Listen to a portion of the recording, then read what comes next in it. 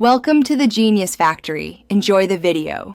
You start by confirming the movement type, because removal techniques differ between quartz and mechanical. You don't lose time checking. Use a case knife or case wrench and a soft pad to open the back.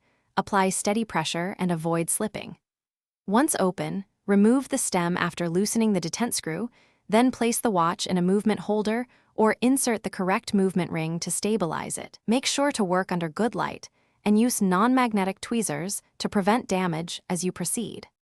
You now remove the hands and dial using a systematic approach so you don't bend pivots or scratch the face. Place a thin protective shield over the dial, then use parallel hand levers to lift hour, minute, and seconds hands straight up. If resistant, check for tight cannon pinion tension. After hands are off, loosen dial feet screws or release clamps and lift the dial gently. You should keep the dial horizontal to avoid pressure on the movement. Photograph orientation and parts so reassembly is straightforward. You finish by releasing the movement ring clips or unscrewing movement clamps and lifting the movement straight out by its edges. Avoid touching jewels, pivots, or the gear train because oils and pressure cause damage.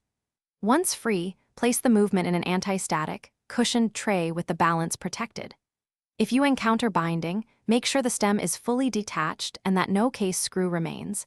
If it still resists, stop and inspect under loop to find a hidden clamp or misaligned part before forcing removal. Thanks for watching. If you found this helpful, don't forget to like and subscribe.